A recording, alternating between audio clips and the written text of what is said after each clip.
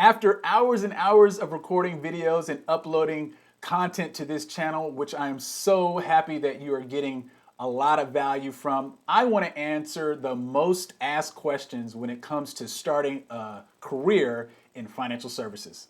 Get the pen and paper out. I'm an advisor myself. What ways do you prospect? I've been cold prospecting as I go and recently got into cold calling. Mostly been building through referrals, but wanted to speed up the process.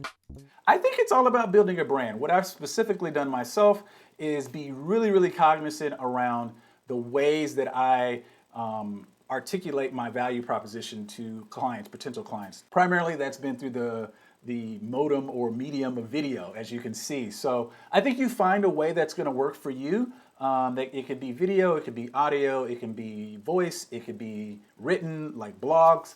You just need to pick something that works for you and be authentic. You know, tell your why, tell your story, and the people that are meant for you to work with will find you. I'm approaching 6 years in the broker-dealer world and thinking about founding a new company. It's a complicated process trying to figure it out on your own, so I'd appreciate the advice. You know, at the end of the day, if you want to start your own firm and you've been doing some things, you know, for another broker-dealer or another firm for a while, you know, some things that you need to consider is that a financial advisor or financial planner, when you're starting your own firm, is a different skill set than running your firm, like being a business owner. Those two skill sets are not necessarily the same, and you're going to have to learn each of them. So give yourself plenty of run room and leeway to make mistakes. Have some money saved, you know, live beneath your means for a little while. Hopefully you have maybe a significant other. I had my wife that had a steady job and a steady paycheck while I was building my firm. So all those things are important. I think you're going to have a lot of failure and a lot of time commitment that's going to come out on the front. That is going to have to be, you know, something that you just plan for, right? You know, everything won't be easy. There's going to be a lot of no's, but if you can persevere from it, you're going to be fine. And I think the most consistent thing that you can do is keep going. Don't stop. You know, if you have that idea to do your own firm, you can do it. It's not the easiest thing, but I think if you continue to try and you continue to build relationships, you will be successful. I would enjoy to just help people manage their money better and get out of debt, and teach them how to continue to be financially stable and productive. Is there any way to only do that? You know, this gets into the non-traditional path. I talk about the traditional and the non-traditional path. Basically, that is separated by what we would call regulations and licensing.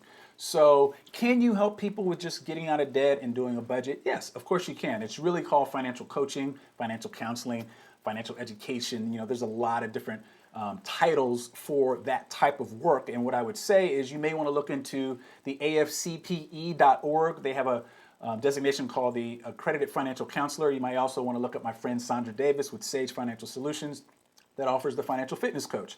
These are two designations that really prepare you to do what you want to do as far as the getting people out of debt and helping people with budgeting. If you were working for a core firm or if you were an IRA, would you have to get this YouTube video approved through OBI? So I think if you're working for a core firm, if you mean like a big broker dealer like a Chase or a Merrill Lynch or a Morgan Stanley versus your own RIA, it all depends on your policies and procedures and your compliance. So, you know, generally speaking, there's nothing wrong with doing videos or any other type of platform that you may use to get your message out and build your brand. But what does your compliance department say? If you're in a firm that has really strict compliance, the answer might be no with videos unless they're approved first, versus your own firm where you can write your own policies and procedures and have some ways that you kind of police for the type of things that you say and how you document around there, and then it's up to you on what method you want to use as long as it's within your policies and procedures. I am 19 years old and currently a licensed real estate agent in the state of California. Although I'm prepared to pursue a career in real estate, I recently discovered that I'm very passionate about finance and have been thinking about going to college to get a degree in this field. Do you believe I can do both and still be successful in the world of finance and one day open my own financial business?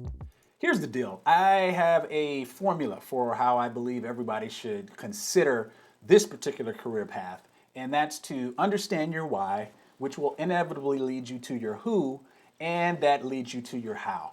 Your why has to do with what motivates you, what gets you up in the morning. And maybe at 19 you don't know that, so you get to try some things, right, before you actually realize that. Then you find a mentor who's going to be your who. It could be your sponsor, it could be, you know, different things, coaches and all these different terms for people that speak into our lives and affirm some things that are, maybe strengths of ours. And then you obviously can start to imitate those people or read books or things of that nature, maybe have a couple of jobs or experiences that give you the how things should work in that particular career path. And it really depends on what you start to gravitate to and what you start to like. There's going to be aspects of this job that you don't like, but you may like the overall career. So exposing yourself to those things are going to be the best bet to see if you can be successful as a financial professional. Currently at a wirehouse, and it's an absolute nightmare. I'm 26 with 6 to 8 potential clients at the moment with 300 to 450K total. Thinking of setting up with a retainer plus monthly subscription structure, as this has been extremely palatable to agreed on clients. In your experience, has this worked for you? I understand the frustration in an early career. We've all been there. And I think, the question of whether or not you can break away or you should stay a little longer or even maybe find just a different fit is going to be entirely up to you, my friend. There's going to be a lot that is required of you in moving a book of business, serving those clients that you want, that you've agreed to serve, and doing all the things that are required in building a business, building a brand. So if you can answer the questions of whether or not you can persevere or be determined and take no for an answer and keep on moving and all the different things that go into that, those are questions that you need to ask yourself. From a standpoint of experience, if you have the wherewithal and you've been in this industry, you understand what you're doing, understand the type of clients you're going to serve, the experience part shouldn't be that big a deal. It's really going to be how hard can you persevere until you get to a place in your business that is sustainable.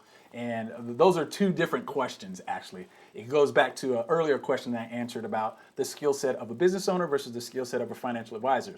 Those don't necessarily overlap. There are some commonalities, but at the end of the day, you need to develop expertise in both of those areas in order to be successful. Good luck, my friend. Is there any way to become a CFP without working for another group? I'm working full time and would not be able to drop this job to work for another company in order to acquire the ability to take licensing tests. I'd love to train, learn, self-educate, and take and pass the testing without working for someone else. Possible? There are 4 E's to the CFP, and we may have to go over this a couple of times, but there is the ethics, the education, the exam, and then the experience. Now, there are going to be different pathways to get a lot of these, and we don't want to rabbit trail too much on this particular question, but the essence of this question is can you do this while you're full-time? And I think the answer is yes, but there's going to be the experience component that you're going to have to be in the industry in order to get the experience hours. You can go as far as the 3 other E's, but you won't be able to qualify for the experience unless you're actually doing financial planning work. A lot of this information can already be found on the CFP.net website if you look under the experience pathways. I'm a student majoring in finance, and I'm currently looking towards obtaining the experience requirement for the CFP. Can you share how you obtained your CFP, emphasizing on how you fulfilled the experience requirement? My own personal story is I didn't get my CFP until 15 years in the industry. I waited a while. I had already been doing I had already satisfied the experience requirement by the time it came to take the test.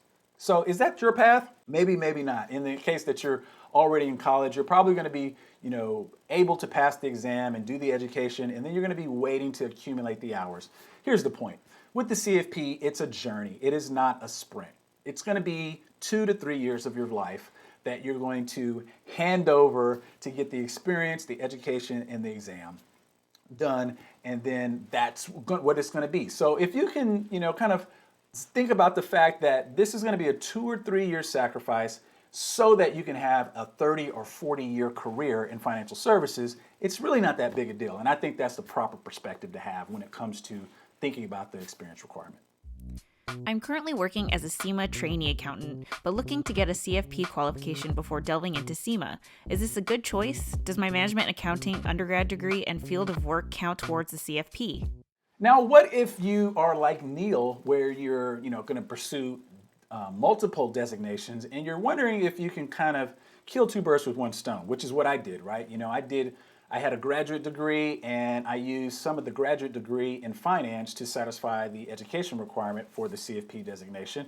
And I also used my work experience working in investment firms to satisfy the experience requirement for the CFP. So that's going to be a question that you can really answer I think the first thing you do is create an account on the CFP.net website and then pay the money to do the transcript challenge for the education or the experience challenge for the experience requirement. That's the best way to know whether or not what you have as a background in the industry or in education will suffice for any of the requirements required by the CFP Board of Standards.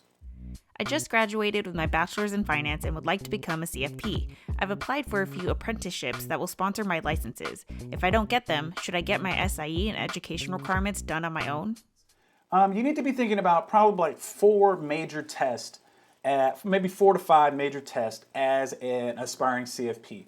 The SIE, Securities Industry Essentials exam, is a no-brainer for anyone that is entering the industry that's going to work for a broker-dealer. This is a new requirement as of a few years ago, and you have to take it. Now, whether you should take it or not, the question is what is your willingness of learning or entering this career? If you're going to enter this career, you kind of think of the long game where this is going to be something you have to do. Then you're going to probably do the 6 or 7, maybe both, the 63, 65, or 66.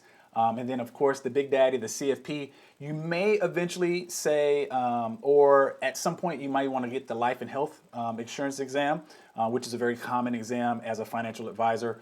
And then if you decide you want to go financial coaching, you may look at the AFC, Accredited Financial Counselor, or the Financial Fitness Coach. Those are the exams to be kind of thinking of, and it all starts with the SIE, so definitely need to take that, Sam. I'm planning on taking the exam in March, but I feel like many of the things I learned in my CFP education program. I'm starting a role with an IRA in 1 month. Do you think I should go through a self-paced education program again, or just take a review course and study for the next 6 months while working full-time? It's been a little while since I took my exam, but I'm going to do my best on this one. Now, I would say that a review program is probably a no-brainer for anyone that is not a financial planning degree person. Like if you didn't graduate, with your undergrad in financial planning or maybe an advanced degree in financial planning, it's going to be really hard to cold turkey take this test without some type of review because there is a lot, like you said. So what I would probably do is think about it from the long game. Once again, this is going to be a sacrifice of yours for probably about 3 months of study in order for you to have one of the most sought after financial planning degrees on the face of the earth. At last count, there's about 350,000 people with the title of financial advisor and just shy of 90,000 CFPs. So it's well worth the investment of time and money to pass this exam, do your best on it, and try to pass it the very first time. So my advice would be go ahead and do a review program and knock it out the park. You have both the CFP and the CFA. In what way is having them both an advantage or disadvantage? Does it open new doors or career paths? Now, Abdullah asked a question that is really for my guest, Tara, not only guest, but friend of Rise Up. She has both the CFA and CFP designations. And the question is there advantage of having both? I would think absolutely. If you have the luxury that Tara had, and she explained during our conversation of having really about 12 to 18 months of downtime to study while her and her husband were deployed overseas in Japan, then go for it, I say. When you have those windows of opportunity in your life where you don't maybe to have kids or a spouse or, distractions, not that all those things can be distractions, but let's just be honest. If you have, a new marriage or kids having to go back and forth to school, those things can be, hindrances to you going straight through all the curriculum that is needed to pass those exams. I would say, though, generally speaking, if you're going to be working with people as a financial planner, financial advisor, the CFA is a bit overkill if you're going to be doing day-to-day comprehensive planning. If you're going to be going into a, let's call it fund manager role and doing investment portfolio construction and maybe working for a big Vanguard or Fidelity or something like that that has in-house investment strategies or will need that type of expertise, the CFA is excellent for that. Typically, you don't see those two crossing over. Tara is a rare breed, very bright, but she have a very specific reason why she wanted to get both of those. Would I advise the average advisor working with clients on a day-to-day basis to have both of those? I don't think it's necessary. That's just my opinion, though. So when you help one of your clients with their investment portfolios, are they executing those investments at a brokerage separate from your business? Just curious as to how that part works for independent advisors, as they are not working at a broker-dealer firm. And I think it can be, a lot of different ways. I've chosen to have my firm have a custodial relationship that allows me to execute trades on behalf of my clients. Now, some firm owners decide to outsource that, where you may have like a Betterment or a TAMP, third party asset management solution that basically will allow all the trading and investment portfolio decisions to be handled outside the firm. It's really a matter of preference. I think, and expertise. My expertise is I used to work for a hedge fund and I ran a muni bond desk for 6 years. So I do have the trading expertise and there was no reason for me to outsource that. So I think it just depends on what you want to do with your firm if you decide to run a firm. But this is a really great question and kicks off the questions for understanding, industry terminology or industry logistics. I've been researching creating an LLC so that I can invest my and others' monies into stocks, bonds, ETFs. Is doing an LLC the best way? Now, with this question, it's a little tricky here because I am of the persuasion that if you're going to invest people's money, you should do it regulated and you should do it in the most transparent, ethical, legal way possible. And just forming an LLC and collecting people's money and then investing it for them is not the cleanest way. It also opens yourself up to a lot of liability. So I would tend to shy away from doing it this way and just open up an RIA. You will have to do an LLC or a C Corp or S Corp. Your business formation really doesn't really matter. I think the thing you need to be leaning towards, or the crux to this question really goes about what is the most legal structure under which you can invest people's money. And that's going to be the independent RIA. Now, as an independent RIA, we got to get into what is required in order to do that. And you're going to have at least a Series 65 or a combination, or not a combination, or one of these designations, a CFA, CHFC, I believe the PFS, Personal Financial Specialist, is out there too, and of course the CFP. I may be wrong on that. What you can do is go to a website called RIA in the Box and put in your state that you're with, or the state that you're going to form your firm in, and they have a list of requirements per every state that would allow you to form your own firm. I keep hearing the term Wirehouse on this channel and had to look it up. Is it very simply a two-syllable version of brokerage? Back in the day, dating myself a little bit, the way that a transaction was communicated was over wires, right? So, and this just goes way back to how, I guess technology has evolved over the years and nobody even knows what they meant by wires. Just I guess a prehistoric form of telephones. But here's the point. A wirehouse, commonly known, the commonly known function was to transact business. So broker dealers are the same thing as wirehouses. All these banks nowadays that offer any type of securities or products that involve investing someone's money in exchange for some type of product or maybe an AUM model, typically do it under a broker dealer type of arrangement. And all that means is there needs to be some type of middleman or intermediary between the actual transaction on the other side and the person wanting the transaction, right? So a broker is usually the person that facilitates that. I know this may sound ridiculous, but do you think working at a state farm is a good start? I would like to be a financial advisor and don't know where to start. Now, I don't know necessarily that one particular job is better than another one. I think, and I've said this on a few of my videos previous, don't worry so much about how you get into the industry, just get into the industry. Absent of any moral or ethical conflicts of interest, I say just get into the industry. The likelihood that you're going to be at that particular firm 10, 15, 20 years down the line is probably pretty low, especially if this is going to be your first job as a career changer or maybe even as a new graduate. The deal is get in, do your job, provide value, get the experience, get your licenses, and kind of feel your way around and see what you like the most. You may like this particular industry or job in the industry that you're with, and if you don't, you can move around and take those transferable skills onto the next deal. So Is this a good one? Is this right for you? Those are those are going to be personal questions, but I kind of give you a rubric to decide. Get those experience, get the licenses, get sponsored, get your feet wet, if you will, and start working with clients and see what you like most about this career before you move on. Could I become a financial advisor without a degree?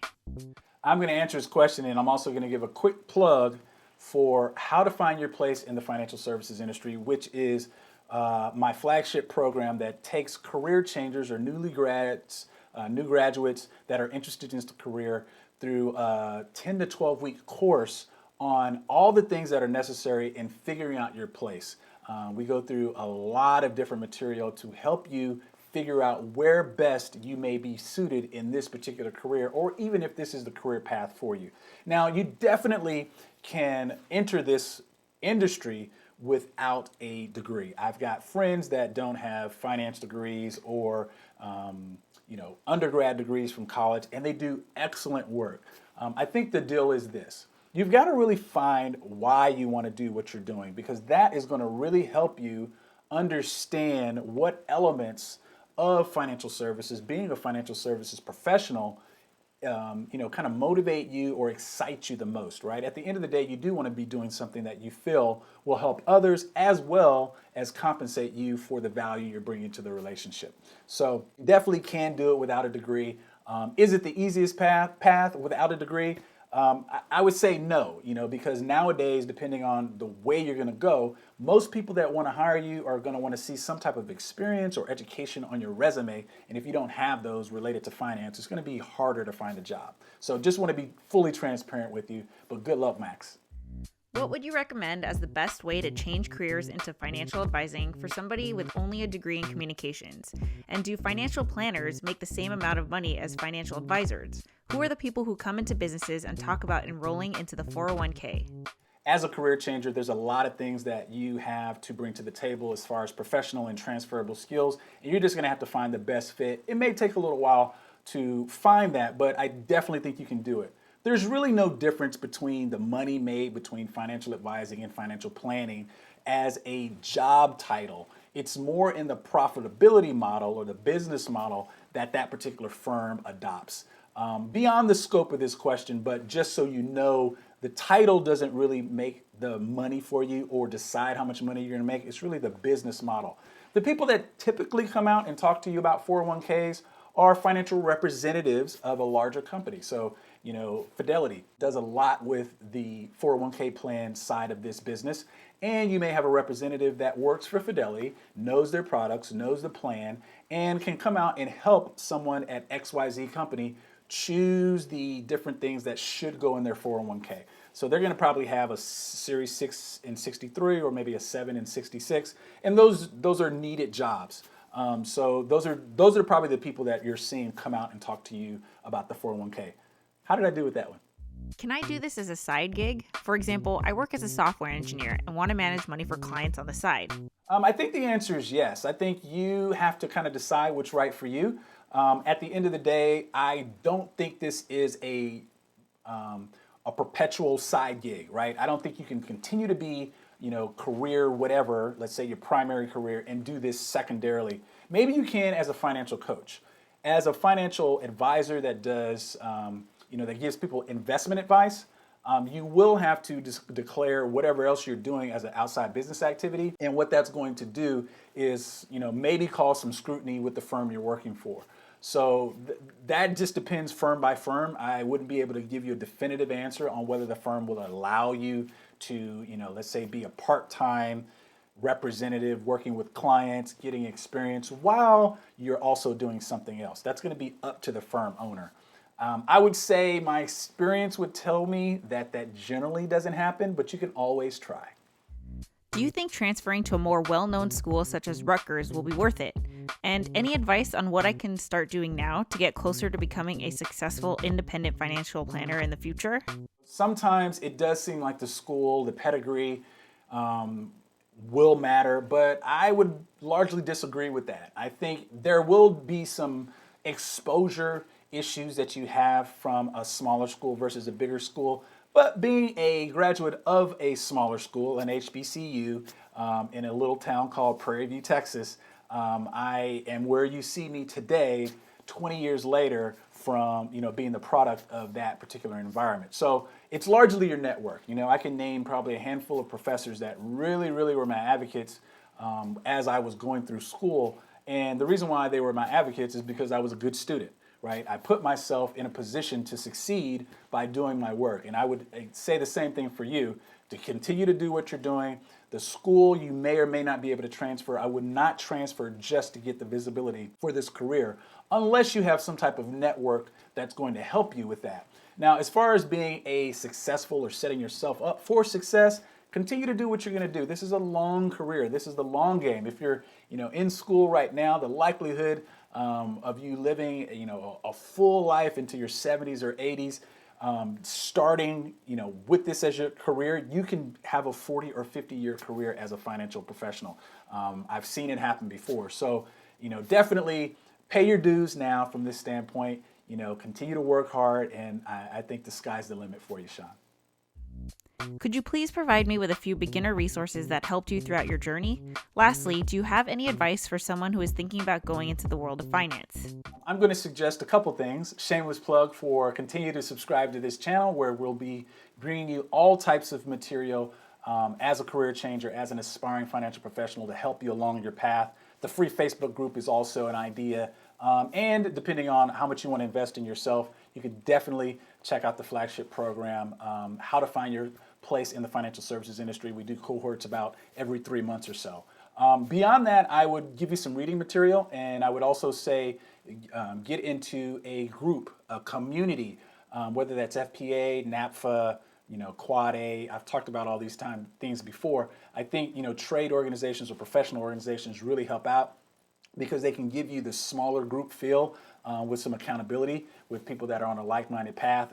Reading material-wise, I would definitely pick up this book. So you want to be a financial planner. I think these are resources that could definitely help you and start steering you into the right direction to find mentors and people that, like I said, are like-minded, that can help you out along your journey.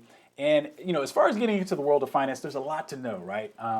My whole rubric around find your why, which will lead you to your who, which will inevitably lead you to your how, is probably the best way to go. Good luck, Diane. How is a financial coach different from what a fee-based financial planner does? Beyond just the titles that are obviously different, I think the major thing you're going to have to consider when working as a financial coach versus a financial advisor is regulation.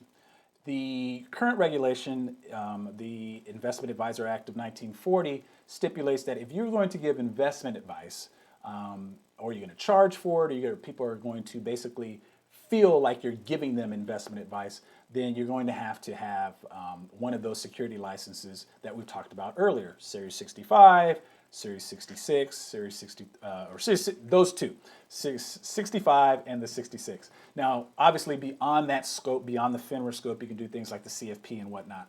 But those are the bare minimums, the 66 and the 65.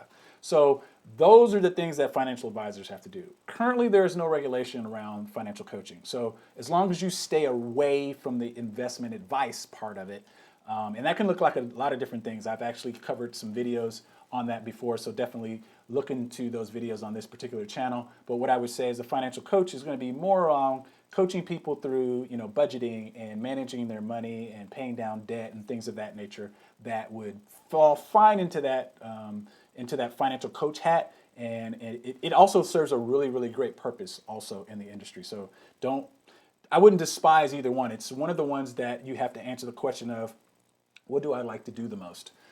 Is probably the best way to answer that, and then pursue the path accordingly.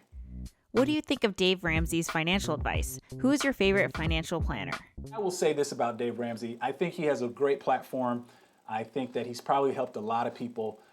But does he work as a personal financial advisor to individuals? No, he really doesn't. He's more of a personality. He's more of a brand at this point.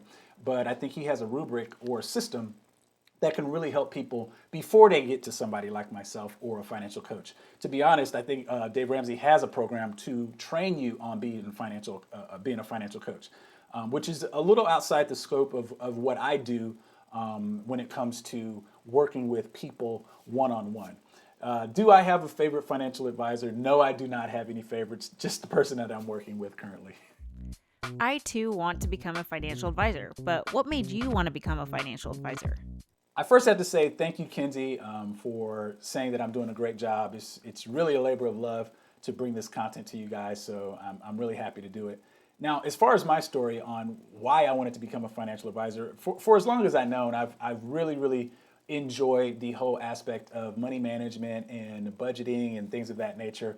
I was recently on a podcast and I was able to kind of tell my beginnings, if you will. And it really started, to be honest, with a game called Monopoly, Parker's Brothers. I mean, me and my cousin used to play this game we used to have tournaments and just long, I would say marathons of Monopoly where, we would leave and come back to it and have all our, pieces on the board undisturbed because those games were so long. And it really, I think, ingrained in me and exposed me to some things, some aspects about money and money management and investing that stuck with me until I got to college. And I had some really great professors, some of which I talk to this day about just different topics. What I guess I'm getting at is my path and my story has much to do about exposure. I'm really big on, exposing people to things that they're going to be having dispositions to. When you see, a child, my 3 kids, when I see that they have interest in different things, I expose them to it to help them, find out about it and make a decision about whether they want to pursue it. And I think this is going to be no different. And then you get into the industry and you start working with clients, you get your first job. In my case, you open up a business and you start to, develop a specialty and, a routine around what you enjoy. And it's all about, to me, helping people. And then as far as your own happiness, finding your superpower, right? The things that you do well and really staying in the lane of that and continue to build upon that until you can really start to exchange some value in people's lives and start seeing that difference being made. So that's my story, and I'll continue to do this until the day I die. I love it so much.